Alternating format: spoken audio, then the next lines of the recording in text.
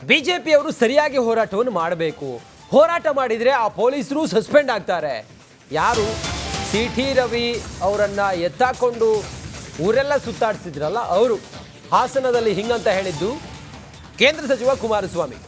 ರಾಜ್ಯದಲ್ಲಿ ನಡೀತಾ ಇರೋದು ಕೆಟ್ಟ ರಾಜಕೀಯ, ದ್ವೇಷ ರಾಜಕಾರಣ. ಇದು ದ್ವೇಷ ರಾಜಕಾರಣ ಬೀಜ ಬಿತ್ತುತ್ತಾ ಇದೆ ಈ ಸರ್ಕಾರ. ಏನು ಹೇಳಿದ್ದಾರೆ ಹಾಗಾದ್ರೆ ಕುಮಾರಸ್ವಾಮಿ, ಬನ್ನಿ ನೋಡೋಣ. ಅವತ್ತು ರಾತ್ರಿಯ ಒಂದು ಘಟನೆ ಏನಿದೆ ಸಿಟಿ ರವಿ ಅವರದ್ರೆ ಹೇಳೋದಾದ್ರೆ, ರಾತ್ರಿ ಎಲ್ಲ ಸುತ್ತಿಸ್ಬೇಕಾಗಿತ್ತ, ಅವರು ಜನಪ್ರತಿನಿಧಿ ಇದ್ರಲ್ವೇ, ಅರೆಸ್ಟೇ ಮಾಡೋದಾದ್ರು ನೇರವಾಗಿ ಬೆಂಗಳೂರಿಗೆ ಕರ್ಕೊಂಡ್ಬರ್ಬೋದಾಗಿತ್ತು ಜನಪ್ರತಿನಿಧಿ ಕೋರ್ಟ್ಗೆ. ರಾತ್ರಿ ಎಲ್ಲ ಸುತ್ತಿಸ್ಬೇಕಾದ ಅವಶ್ಯಕತೆ ಏನಿತ್ತು? ಯಾರು ಡೈರೆಕ್ಷನ್ ಕೊಟ್ಟವ್ರು ಇದಕ್ಕೆ? ಇವತ್ತು ನಿಜಕ್ಕೂ ಏನಾದರೂ ನಮ್ಮ ಬಿಜೆಪಿ ಸ್ನೇಹಿತರಿಗೆ ಹೇಳ್ತೀನಿ, ಇದನ್ನ ನೀವು ಸರಿಯಾದ ರೀತಿ ಕಾನೂನಿನ ವ್ಯಾಪ್ತಿ ಒಳಗೆ ಹೋರಾಟ ಮಾಡಿದ್ರೆ ಆ ಅಧಿಕಾರಿಗಳೆಲ್ಲ ಸಸ್ಪೆಂಡ್ ಆಗ್ತಾರೆ. ಸತೀಶ್ ಜಾರಕಿಹೊಳಿ ಅವರೇ ಒಂದು ಮಾತು ಹೇಳ್ತಾರೆ, ನಾನು ಹೇಳಿದೆ ಪ್ರೊಡ್ಯೂಸ್ ಮಾಡಿ ಅಂತ ಹೇಳಿ ಅಂತ ಹೇಳ್ತಾರೆ. ಇನ್ನೊಬ್ರು ಹೇಳ್ತಾರೆ, ಅವ್ರು ಇನ್ನೊಂದು ಕಥೆ ಹೇಳ್ತಾರೆ. ಹಲವಾರು ಪ್ರಕರಣಗಳು ಈ ರಾಜ್ಯದಲ್ಲಿ ಕಳೆದ 6-7 ತಿಂಗಳಿಂದ ನಡ್ಕೊಂಡ್ ಬರ್ತಾ ಇರತಕ್ಕಂಥ ರೀತಿ ಏನಿದೆ, ಕರ್ನಾಟಕಕ್ಕೆ ಮುಂದಿನ ದಿನಗಳು ಬಹಳ ಕೆಟ್ಟ ರೀತಿಯ ರಾಜಕೀಯದ ವೈಷಮ್ಯಗಳು, ದೇಶಗಳು ಬೆಳೀತಕ್ಕಂಥದಕ್ಕೆ ಬಿಜೆಪಿಯವರು ಸರಿಯಾಗಿ ಹೋರಾಟವನ್ನು ಮಾಡಬೇಕು. ಹೋರಾಟ ಮಾಡಿದರೆ ಆ ಪೊಲೀಸರು ಸಸ್ಪೆಂಡ್ ಆಗ್ತಾರೆ. ಯಾರು ಸಿಟಿ ರವಿ ಅವರನ್ನ ಎತ್ತಾಕೊಂಡು ಊರೆಲ್ಲ ಸುತ್ತಾಡಿಸಿದ್ರಲ್ಲ ಅವರು ಹಾಸನದಲ್ಲಿ ಹಿಂಗಂತ ಹೇಳಿದ್ದು ಕೇಂದ್ರ ಸಚಿವ ಕುಮಾರಸ್ವಾಮಿ. ರಾಜ್ಯದಲ್ಲಿ ನಡೀತಾ ಇರೋದು ಕೆಟ್ಟ ರಾಜಕೀಯ, ದ್ವೇಷ ರಾಜಕಾರಣ. ಇದು ದ್ವೇಷ ರಾಜಕಾರಣ ಬೀಜ ಬಿತ್ತುತ್ತಾ ಇದೆ ಈ ಸರ್ಕಾರ. ಏನು ಹೇಳಿದ್ದಾರೆ ಹಾಗಾದ್ರೆ ಕುಮಾರಸ್ವಾಮಿ, ಬನ್ನಿ ನೋಡೋಣ.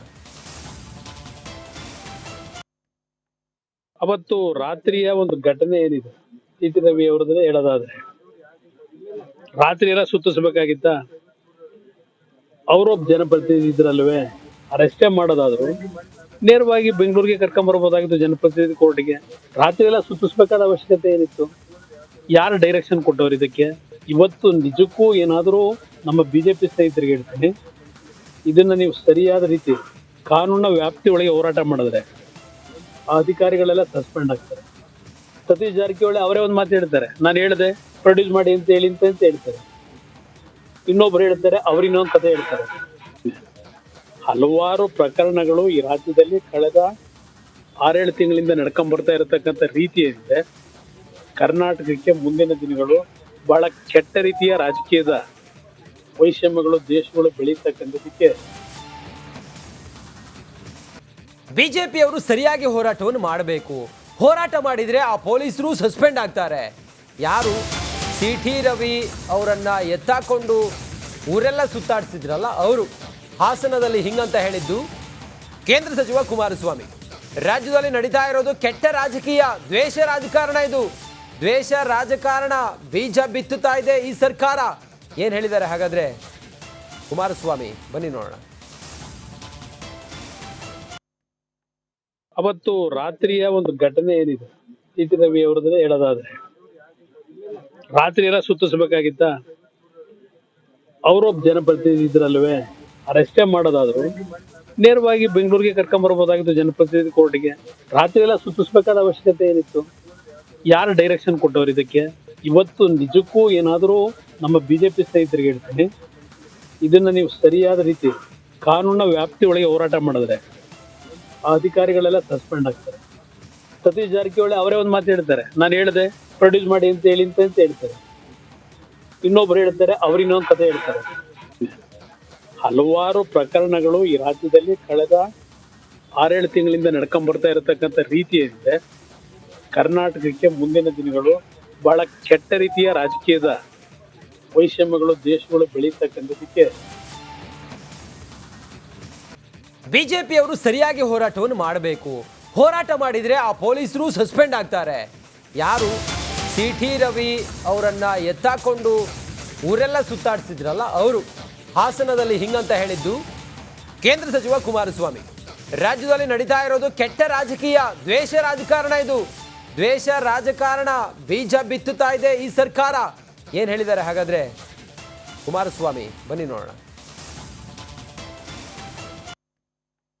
ಅವತ್ತು ರಾತ್ರಿಯ ಒಂದು ಘಟನೆ ಏನಿದೆ ಟಿ ಟಿ ರವಿ ಅವ್ರದ್ರೆ ಹೇಳೋದಾದ್ರೆ ರಾತ್ರಿ ಎಲ್ಲ ಸುತ್ತಿಸ್ಬೇಕಾಗಿತ್ತ ಅವರು ಜನಪ್ರತಿನಿಧಿ ಇದ್ರಲ್ವೇ ಅರೆಸ್ಟೇ ಮಾಡೋದಾದ್ರು ನೇರವಾಗಿ ಬೆಂಗಳೂರಿಗೆ ಕರ್ಕೊಂಬರ್ಬೋದಾಗಿತ್ತು ಜನಪ್ರತಿನಿಧಿ ಕೋರ್ಟ್ಗೆ. ರಾತ್ರಿ ಎಲ್ಲ ಸುತ್ತಿಸ್ಬೇಕಾದ ಅವಶ್ಯಕತೆ ಏನಿತ್ತು? ಯಾರು ಡೈರೆಕ್ಷನ್ ಕೊಟ್ಟವ್ರು ಇದಕ್ಕೆ? ಇವತ್ತು ನಿಜಕ್ಕೂ ಏನಾದರೂ ನಮ್ಮ ಬಿಜೆಪಿ ಸ್ನೇಹಿತರಿಗೆ ಹೇಳ್ತೀನಿ, ಇದನ್ನ ನೀವು ಸರಿಯಾದ ರೀತಿ ಕಾನೂನಿನ ವ್ಯಾಪ್ತಿ ಒಳಗೆ ಹೋರಾಟ ಮಾಡಿದ್ರೆ ಆ ಅಧಿಕಾರಿಗಳೆಲ್ಲ ಸಸ್ಪೆಂಡ್ ಆಗ್ತಾರೆ. ಸತೀಶ್ ಜಾರಕಿಹೊಳಿ ಅವರೇ ಒಂದು ಮಾತು ಹೇಳ್ತಾರೆ, ನಾನು ಹೇಳಿದೆ ಪ್ರೊಡ್ಯೂಸ್ ಮಾಡಿ ಅಂತ ಹೇಳಿ ಅಂತ ಹೇಳ್ತಾರೆ. ಇನ್ನೊಬ್ರು ಹೇಳ್ತಾರೆ, ಅವ್ರು ಇನ್ನೊಂದು ಕಥೆ ಹೇಳ್ತಾರೆ.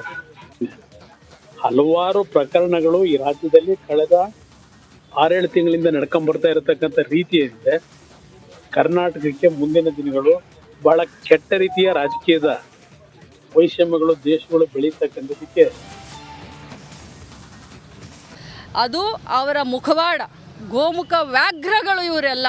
ಒಬ್ಬ ಮಹಿಳೆಯನ್ನು ಒಂದು ಸದನದಲ್ಲಿ ಈ ಮಟ್ಟಿಗೆ ಮಾತಾಡಿದ್ರೆ ಅದನ್ನು ಅವರ ಬೆನ್ನಿಗೆ ನಿಂತ್ಕೊಳ್ತಾರೆ, ಪ್ರಶಂಸೆ ಮಾಡ್ತಾರೆ.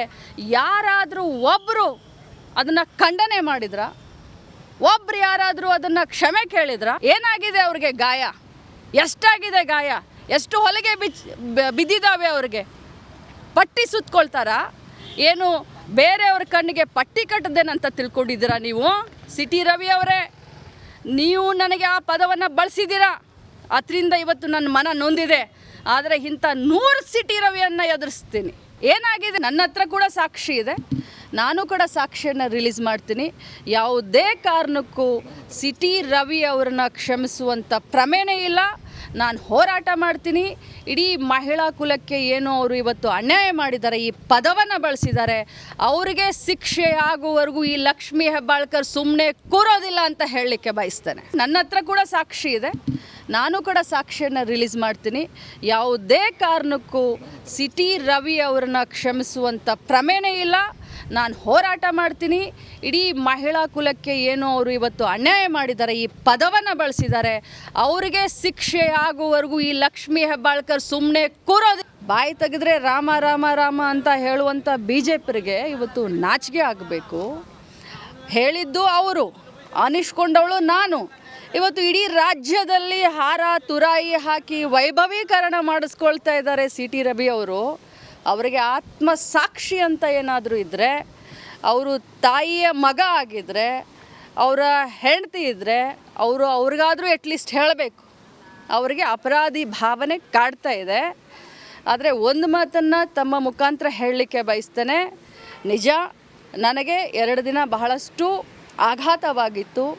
ಆದರೆ ಅನ್ಯಾಯದ ವಿರುದ್ಧ ಹೋರಾಟ ನಾನು ನಿಲ್ಲಿಸೋದಿಲ್ಲ. ಮತ್ತೆ ನಾನು ಸಭಾಪತಿಯವರಿಗೆ ಮನವಿಯನ್ನು, ಬಾಯಿ ತೆಗೆದ್ರೆ ರಾಮ ರಾಮ ರಾಮ ಅಂತ ಹೇಳುವಂಥ